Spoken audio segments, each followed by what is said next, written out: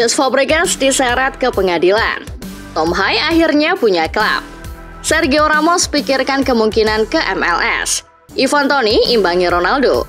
Liga 1 kembali memakan korban.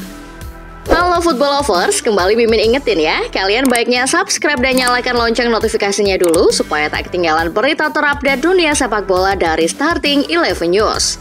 Kaos spesial dari Starting 11. Klik link di deskripsi untuk pre-order ya.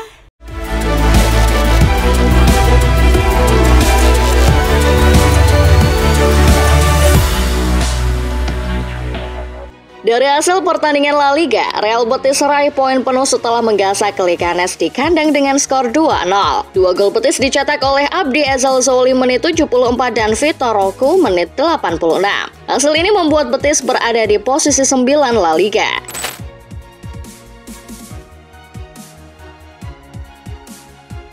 Sementara di Jerman, pesta gol terjadi di Signal Iduna Park setelah Borussia menang 4-2 dari Heidenheim. Karim Adeyemi menjadi bintang di laga setelah berhasil mencetak brace. Dua gol sisanya dicetak Donnell Malen dan Emre Can. Sedangkan gol Heidenheim dicetak Marvin Pieringer dan Brunic. Hasil ini membawa Dortmund ke puncak klasemen Bundesliga untuk sementara.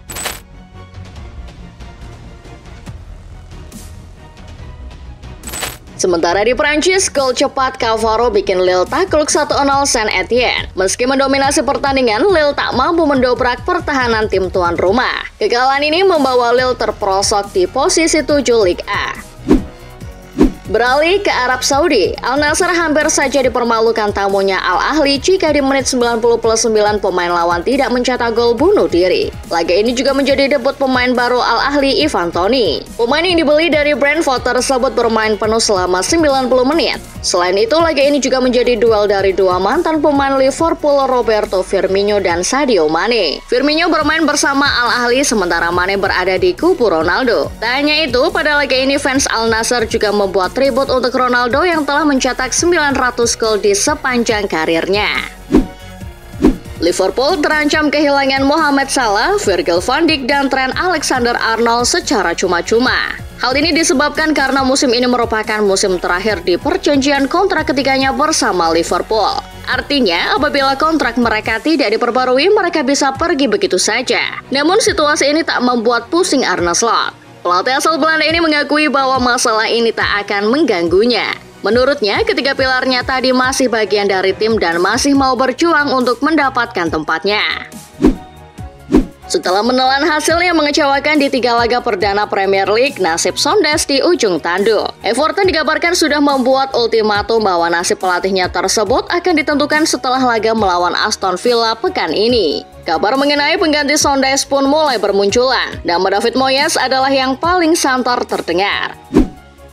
Enzo Maresca akhirnya buka suara terkait kedatangan Jadon Sancho di akhir-akhir bursa transfer lalu. Maresca menyebutkan bahwa kedatangan pemain Manchester United tersebut bukanlah transfer berisiko. Ia secara tidak langsung menyebutkan bahwa Sancho masuk dalam rencananya. Meskipun Maresca sendiri mengingatkan bahwa Sancho pun harus berjuang dengan pemain lain untuk mendapatkan posisi di starting line up. Sancho hanya akan diturunkan jika dirinya menunjukkan performa yang baik di sesi latihan.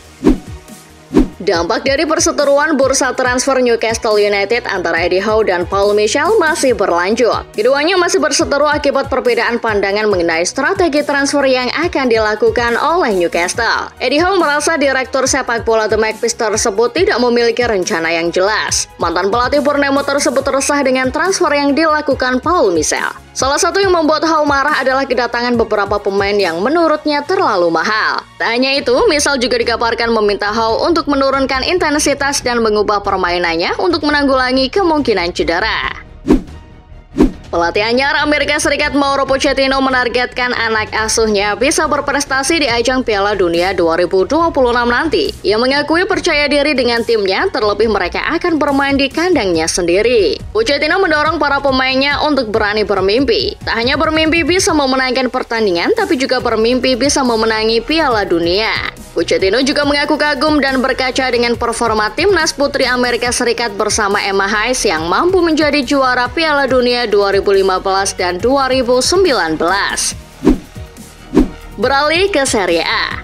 AC Milan dikabarkan akan mencoba memasang duet baru di lini belakang setelah mereka terbobol 6 gol dalam 3 laga. Paulo Fonseca akan mencoba memainkan pemain asli Akademi AC Milan Matteo Gabbia pada laga melawan Venezia pekan ini. Gabbia akan menggantikan Fikayo Tomori untuk menemani Strahia Pavlovic di lini belakang Rossoneri. Selain mereka harus meningkatkan ketajamannya, lini belakang AC Milan merupakan masalah utama yang harus dibenahi terlebih dahulu. Masih dari Italia, kabar buruk datang dari Como. Pelatih Cesc Fabregas dikabarkan terseret kasus hukum dan akan dibawa ke pengadilan. Ia dikabarkan tidak membayar sebuah apartemen yang ia sewa di Swiss. Fabregas memang diketahui menyewa sebuah apartemen di Swiss sejak dirinya ditunjuk untuk menangani Como. Hal ini disebabkan karena jarak Como yang dekat dengan perbatasan Swiss. Fabregas dikabarkan belum membayarkan 34.000 francs atau 617 juta rupiah untuk biaya sewa dan kebutuhan lainnya. Perseteruan duo Milan dengan pemerintah kota Milan mencapai babak baru. Setelah AC Milan dan Inter menolak untuk membayar biaya renovasi San Siro, pemerintah kota memberi mereka opsi baru. Pemerintah membolehkan mereka untuk sementara bermain di San Siro. Namun keduanya harus segera memberikan rencana terkait pembangunan stadion mereka sendiri. Alternatifnya, keduanya juga bisa saja membangun stadion bersama. Ide terakhir ini bisa saja disetujui oleh pemerintah kota, sebab ide tersebut akan meningkatkan efektivitas penggunaan lahan. Pindah ke La Liga, Carlo Ancelotti menyebutkan bahwa Jude Bellingham belum bisa diturunkan pada laga melawan Real Sociedad akhir pekan ini. Bintang timnas Inggris ini pun belum bergabung pada sesi latihan hari Jumat 13 September lalu. Besok dia belum akan bermain. Masih terlalu dini, namun kami akan melihat apakah dia bisa bertanding di Champions League hari Kamis nanti, ujar Ancelotti kepada ESPN. Setelah gagal bermain ke Serie A Brasil, mantan pemain Sevilla Sergio Ramos dikabarkan akan merapat ke salah satu klub MLS. Ramos sebenarnya hampir bergabung ke Botafogo. Namun klub Brasil tersebut ternyata tak mampu memenuhi keinginan gaji Ramos. Kegagalan ini dikabarkan membuat San Diego FC tertarik untuk mencoba mendatangkannya. Ramos sendiri sebenarnya belum berminat untuk meninggalkan sepak bola Eropa. Hal ini dibuktikan dengan menolaki tawaran dari Arab Saudi pada awal bursa transfer lalu. Sementara di Jerman, Direktur Olahraga Bayern Munchen Christoph Braun membela Jamal Musiala yang sebelumnya dikritik oleh legenda sepak bola Jerman Dietmar Hamann. Musiala dianggap sebagai seorang solo entertainer alias hanya mau bermain sendiri tanpa bisa berkombinasi dengan rekan-rekannya. Namun kritikan itu ditanggapi oleh Braun. Pihak Bayern menyebut kritikan mantan pemainnya terhadap Musiala sebagai sesuatu yang absurd. Sebab seharusnya Hamann harus bersyukur Jerman memiliki pemain bertalenta seperti Musiala, bukannya malah dihujat. Beralih ke berita Liga 1. Setelah sebelumnya PSBS pihak memutus kerjasamanya dengan sang pelatih Johan Schneider, kini Semen Padang juga ikut-ikutan. Finalis Liga 2 musim lalu itu akhirnya memecat sang pelatih Hendry Susilo setelah menelan 3 kekalahan di Liga 1. Selama dipegang oleh Hendry Susilo, Semen Padang telah terbobol 7 kali dan hanya mampu mencetak 3 gol dalam 4 laga. Sementara Hengki Ardiles ditugaskan untuk menjadi pelatih interim sembari Kabau Sirah mencari pelatih pengganti. Setelah dibabat habis 4-0 dari Persis Solo, pelatih Madura United Widodo Cahyono Putro yakin anak asuhnya akan segera bangkit. Kekalahan pada laga keempat Liga 1 2024-2025 ini membuat Madura United sementara masih mengoleksi 1 poin. Menurut Widodo, laga away berturut-turut membuat timnya kesulitan. Namun ia masih yakin bahwa Madura akan kembali mendapatkan performa terbaiknya. Mengingat jadwal mereka bermain di Asia dapat membuat para pemain sampai kerap termotivasi untuk tampil lebih baik. Dilansir dari The Sun, Manchester City baru saja meluncurkan jersey keempatnya yang bertemakan grup band Oasis. Jersey keempat CD tersebut langsung dirancang oleh personel Oasis yang juga fans The Citizen, Noel Gallagher. Desain dan palet warna jersey tersebut dirancang oleh Noel menyerupai sampul album Oasis tahun 90-an, Definitely Maybe. Terlihat Pep Guardiola, Kovacic, Ederson, dan Kyle Walker jadi model mirip sampul album Oasis. Dengan jersey baru CD yang diberi judul Definitely CD tersebut rencananya akan mulai digunakan pada laga UCL saat melawan Inter. Kabar berikutnya datang dari Chelsea. Dilansir dari Daily Mail, Chelsea akan menghadapi kondisi yang tidak menguntungkan ketika menjamu klub Kazakhstan, FC Astana di ajang Conference League bulan Desember nanti. The Blues harus menempuh jarak sejauh 700 mil atau sekitar 8 jam perjalanan dari pusat kota Kazakhstan ke stadion. Pasalnya, laga yang rencananya akan dihelat di Astana Arena resmi dipindahkan ke Stadion Ortalik di perbatasan Cina, yang tak hanya jauh, namun kondisi di daerah stadion tersebut diperkirakan ekstrim karena berpotensi hujan salju di bulan September.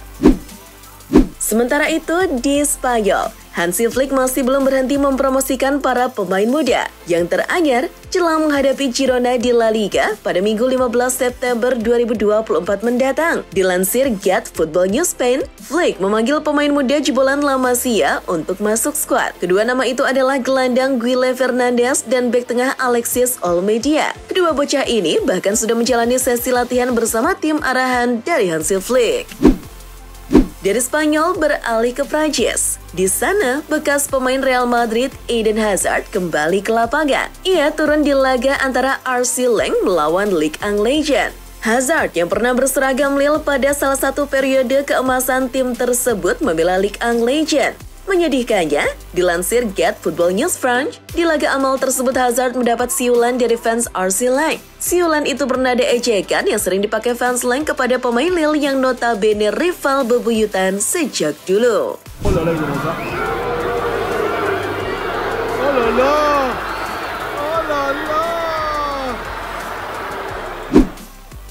Dari Ligue 1 pindah ke Bundesliga. Dilansir Get Football News Germany, pelatih RB Leipzig Marco Rose mengkritik keras Asosiasi Sepak Bola Jerman atau DFB.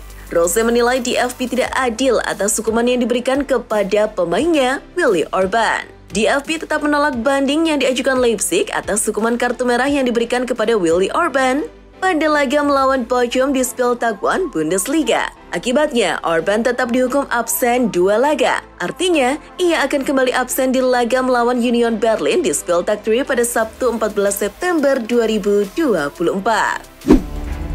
Kabar selanjutnya datang dari Serie A. Dilansir Football Italia, Presiden Napoli Aurelio De Laurentiis berusaha keras menahan air matanya saat konferensi pers yang diadakan untuk memperkenalkan sponsor baru. Kebetulan, kesepakatan kerjasama tersebut bertepatan dengan perayaan ulang tahun ke-20 masa jabatan Presiden De Laurentiis di Napoli. De Laurentiis hampir menangis ketika menceritakan perjuangannya pada saat awal mengakuisisi Napoli di tahun 2004. Ia juga terharu ketika bisa membawa Partenope bisa tumbuh seperti sekarang ini.